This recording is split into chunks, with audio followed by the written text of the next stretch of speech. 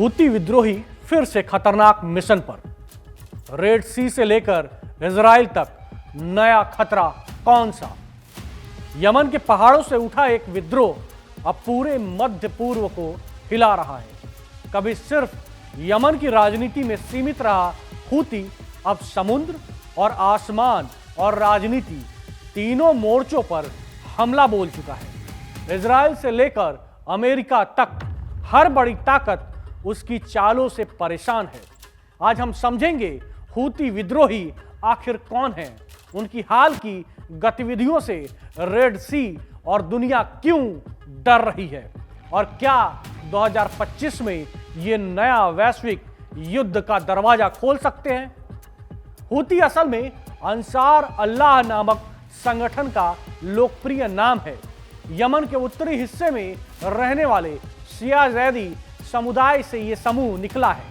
2004 में Abdul Malik al Houthi ने इसका नेतृत्व संभाला और धीरे धीरे ये यमन की सबसे बड़ी मिलिशिया बन गया। 2015 में सऊदी अरब और यूएई के नेतृत्व में गठबंधन ने हूती के खिलाफ युद्ध छेड़ा, पर नतीजा यमन बर्बाद हुआ, लाखों लोग बेघर हुए और हूती और मजबूत बन गए। 2020 के बाद हूती विद्रोहियों का चेहरा बदल गया। अब वो सिर्फ यमन में नहीं बल्कि अंतर्राष्ट्रीय समुद्री मार्गों पर हमले करने लगे हैं।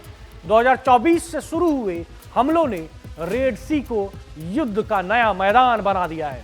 हूती विद्रोहियों ने उन जहाजों पर मिसाइलें और ड्रोन से हमला किया जो इजराइल से जुड़े व्यापारिक मार्गों पर चल रहे थे। इससे दुनिया की शिपिंग इंडस्ट्री हिल गई और अरबों डॉलर के मालवाहक रास्ते ठप पड़ गए। जुलाई 2025 हूती विद्रोहियों ने रेड सी में एक लिबेरियन कार्गो शिप पर हमला किया जिसमें 3 नाविकों की मौत हो गई। सितंबर 2025 यमन से उड़ाया गया हूती ड्रोन इजराइल के रमोन एयरपोर्ट तक जा पहुंचा। अक्टूबर 2025 इजराइल ने जवाबी एयर स्ट्राइक में सनआ के पास हूती ठिकानों पर हमला किया, कई घर तबाह हुए।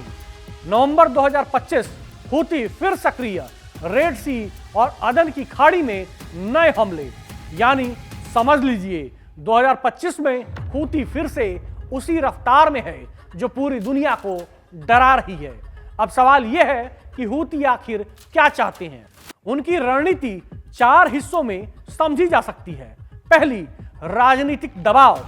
वो चाहते हैं कि यमन में उनकी सरकार को मान्यता मिले। दूसरा, धार्मिक एजेंडा। खुद को फिलिस्तीनी का रक्षक बताकर मुस्लिम दुनिया में समर्थन जुटाना। तीसरी, ईरान की छाया। ईरान से संबंध छिपे नहीं हैं, हथियार, ड्रोन और तकनीक वहां से ही आती है। चौथी, आर्थिक कार्ड। रेड सी में व्यापार को रोककर दुनिया को ब्लैकमेल करना। हमारे मुद्दे सुनो वरना रास्ते बंद। यानी हूतियों की लड़ाई सिर्फ यमन की नहीं बल्कि पूरे क्षेत्र की पावर पॉलिटिक्स का हिस्सा बन चुकी है। यह लड़ाई सिर्फ यमन तक नहीं रुकी, इसका असर भारत से लेकर यूरोप तक महसूस हो रहा है। पहला असर, ट्रेड पर असर। रेड सी के रास्ते से हर दिन अरबों डॉलर का सामान गुजरता है। हमलों से माल ढुलाई लागत दोगुनी हो चुकी है। दूसरा, तेल बाजार में उतार चढ़ाव। गल्फ से निकलने वाले ऑयल टैंकर अब लंबा रास्ता ले रहे हैं जिससे ग्लोबल फ्यूल प्राइस बढ़ी है। तीसरा, मानवीय संकट। यमन में पहले से भूख, गरीबी और बीमारी से जूझ रहे लोग अब बमबारी के बीच फंसे हैं।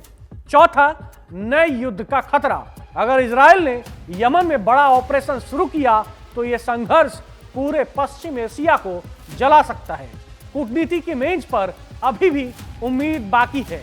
अमेरिका ने 2025 के मई में हूती से अस्थायी सीज फायर कराया था, पर वो ज्यादा दिन नहीं चला। अब फिर हमले बढ़ रहे हैं और खतरा है कि ये युद्ध बहुदेशीय बन जाए। अगर रेड सी में सुरक्षा नहीं बनी रही तो इंडियन ओशन रूट तक खतरा बढ़ेगा जिसका असर भारत के व्यापार पर भी पड़ेगा, क्योंकि हमारे 70% आयात निर्यात इन्हीं रास्तों से गुजरते हैं।